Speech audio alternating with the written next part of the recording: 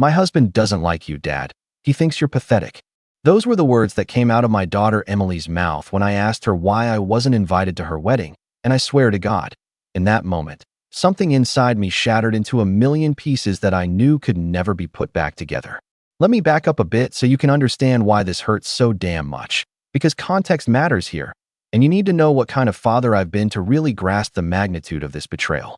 My name is David, I'm 52 years old, and 15 years ago my wife Sarah died in a car accident, leaving me alone to raise our 11-year-old daughter Emily. Hey viewers, before we move on to the video, please make sure to subscribe to the channel and hit the like button if you want to see more stories like this. From that moment on, it was just the two of us against the world, and I devoted every single day of my life to making sure she had everything she needed and more. I worked 2 jobs for years, sacrificed my social life, my dating life. Hell, I sacrificed everything to give Emily the childhood and opportunities she deserved. When she wanted piano lessons, I paid for them even when money was tight. When she wanted to go to that expensive private college to study art history, I took out loans and worked overtime to make it happen, never once complaining, because her happiness was all that mattered to me.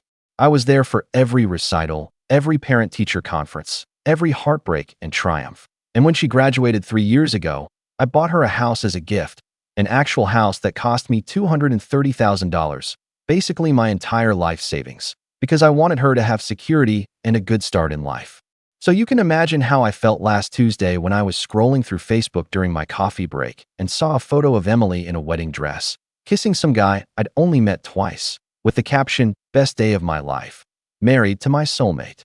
My hand started shaking so badly I nearly dropped my phone because my daughter had gotten married and I found out through social media like some random acquaintance.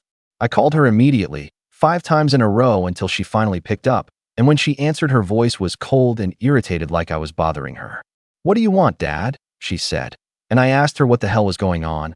Why wasn't I invited to her wedding? Why didn't she even tell me she was engaged? There was a long pause before she sighed and said, "Marcus didn't want you there, okay? He thinks you're pathetic, always trying to control my life, and honestly, I agree with him." The words hit me like a physical blow, and I couldn't breathe for a moment, couldn't process what I was hearing. "Pathetic? Emily, everything I've ever done has been for you," I said, my voice cracking. But she just responded with that dismissive tone she'd developed since dating Marcus, saying, "I knew you'd make this about you. I'm 26 years old. I don't need your approval anymore." I told her I was coming over to talk face to face, and I drove straight to the house I'd bought her, the house that was technically still in my name because we'd never gotten around to transferring the deed. When I arrived, Marcus opened the door with that smirk I'd always hated, this tall guy in his late 20s who was always bragging about his leased BMW. "Oh, it's you," he said, not even pretending to be polite, and when I said I needed to talk to Emily, he actually put his hand on my chest to stop me from entering. "She doesn't want to talk to you. Man, you need to learn some boundaries," he said. And that's when Emily appeared behind him, looking at me with annoyance mixed with what might have been guilt. "Dad, why are you here? I told you on the phone how things are," she said, crossing her arms. And when I begged to talk to her alone, she said, "No, whatever you have to say, you can say it in front of Marcus. He's my husband now." The way she emphasized husband felt like she was deliberately trying to hurt me. I tried to explain that I didn't understand what happened, that we used to be so close, that I'd always supported her, and I just wanted to know what I did wrong. Marcus actually laughed and said, "You really don't get it, do you, old man? You're suffocating, always acting like she owes you something just because you're her dad." "I never said she owed me anything. I just want to be part of her life," I protested, but he just got louder and more aggressive, saying, "Well, she doesn't want you in her life anymore, so why don't you take the hint and leave?" Emily just stood there with her arms crossed, not defending me, not telling him to back off, just watching like I was a stranger causing a scene. "Emily, please, talk to me. Don't let him speak for you," I pleaded, but Marcus stepped fully in front of her and said, "She already told you how she feels. Now get the hell out of here before I make you leave." "You're going to make me leave the house that I bought for my daughter?" I said, my anger finally rising, and Marcus shot back. "Oh, here we go with the 'I bought you everything' speech. You're such a typical narcissistic parent." That's when Emily spoke up and destroyed me completely. "Because I knew you'd try to talk me out of marrying Marcus. You never liked him. You always thought you knew what was best for me. And I'm sick of it. I don't need your approval anymore." I just wanted to be there for one of the most important days of your life, I said, feeling tears forming in my eyes. But she responded coldly, well, you weren't invited, and the wedding was perfect without you. So maybe that tells you something. Marcus put his arm around her possessively and said, you heard her, old man. Your time is done. I'm her family now. She doesn't need a pathetic, controlling father anymore. There was that word again, pathetic, and this time Emily didn't contradict him, didn't defend me, just stood there under his arm looking at me like I was the villain. Emily, please. I whispered one more time, but she just said, just go, Dad. And then Marcus literally pushed me, actually shoved me backward off the porch.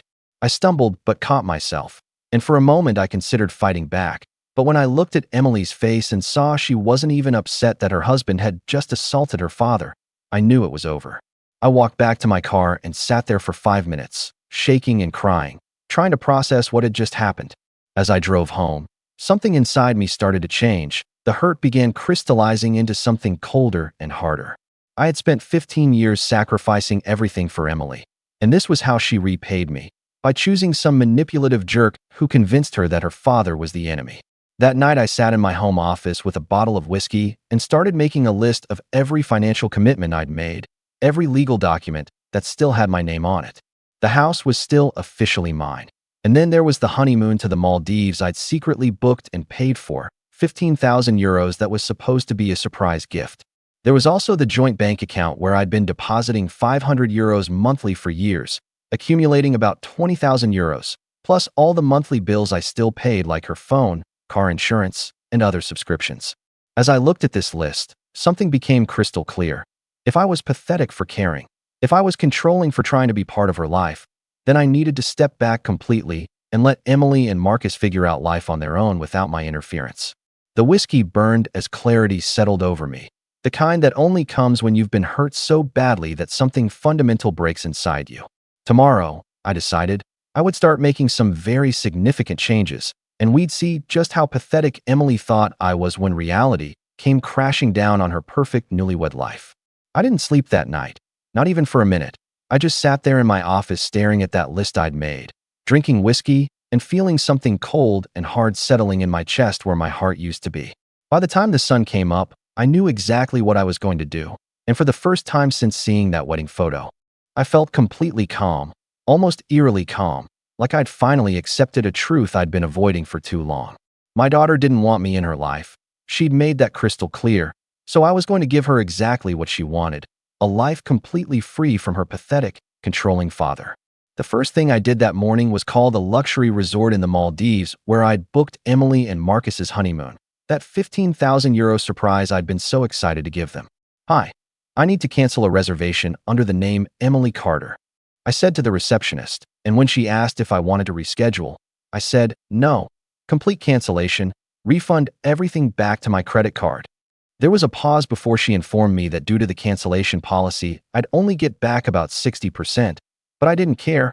I just wanted it gone, wanted every connection to their perfect wedding severed. Next, I logged into the joint bank account, that account where I'd been depositing 500 euros every month like clockwork for years, and I transferred every single cent back to my personal account. All 20,000 euros of it. Watching the balance drop to zero gave me a satisfaction I didn't know I was capable of feeling. Then I went through every monthly bill I'd been paying for Emily, her phone plan, her car insurance, her streaming subscriptions, her gym membership, all of it, and I called each company one by one to cancel or remove my payment information. But sir, this will result in service interruption. One customer service rep warned me, and I just said, that's exactly what I want, thank you, and hung up.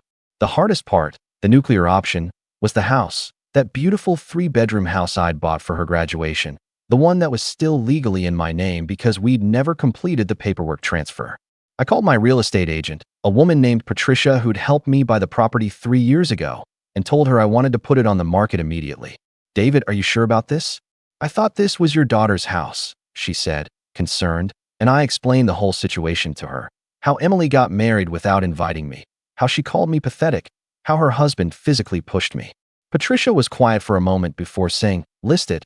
I'll have the paperwork ready by tomorrow. We can probably get 280,000 for it in this market. Which meant I'd actually make a profit. Not that the money mattered anymore. It was the principle.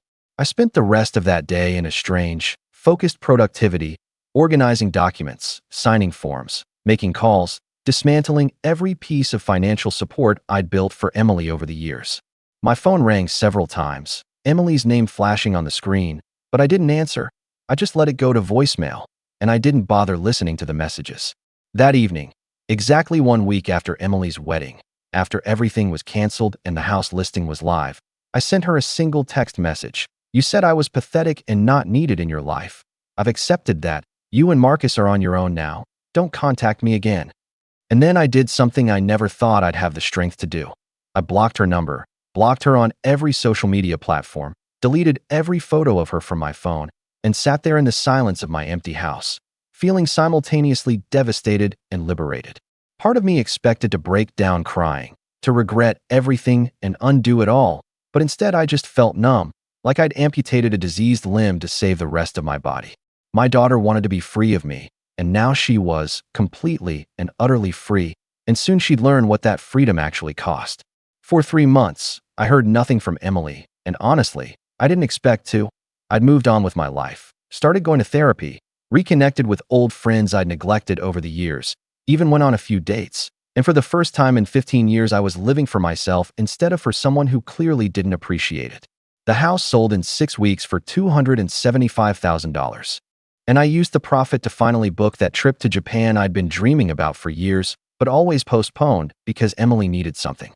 My therapist told me I was processing grief, that cutting off your child is like a death in the family, and she was right. I was grieving the daughter I thought I had, mourning the relationship I thought we'd built, but I was also healing, slowly but surely. Then, on a rainy Tuesday evening in late October, there was a knock on my door, and when I opened it, there stood Emily, and I barely recognized her. She'd lost weight. Her eyes were red and puffy like she'd been crying for days. Her hair was unwashed and pulled back in a messy ponytail, and she was wearing sweatpants and an old jacket I remembered buying her years ago. "Tattoo?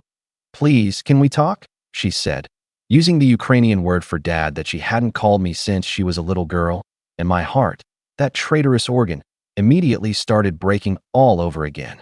I stood there in the doorway for a long moment, every fiber of my being wanting to pull her into a hug, to tell her everything was okay, to be the dad I'd always been, but I couldn't, not after what she'd done, not after how she'd made me feel. "What do you want, Emily?" I asked, keeping my voice neutral, and she started crying, actual sobs that shook her whole body. "Can I please come in? I need to tell you something," she begged, and against my better judgment, I stepped aside and let her in. She sat on my couch, the same couch where we'd watched movies together when she was young, and she told me everything. How Marcus had been using her, how he'd systematically isolated her from everyone who cared about her, how he'd convinced her that I was toxic and controlling when really he was the one manipulating her. He only wanted me for money, Dad. And when he found out the house was sold and the bank account was empty and there was no honeymoon, he changed completely, she said through tears. Apparently, Marcus had started becoming verbally abusive, calling her stupid for letting me take everything, blaming her for their financial problems. And then 2 weeks ago, she discovered he was cheating on her with another woman, someone with a wealthy family, and he'd already moved out and filed for divorce. I was so stupid. You were right about him. You were right about everything. And I'm so sorry. I'm so sorry, she cried, reaching for my hand, but I pulled back.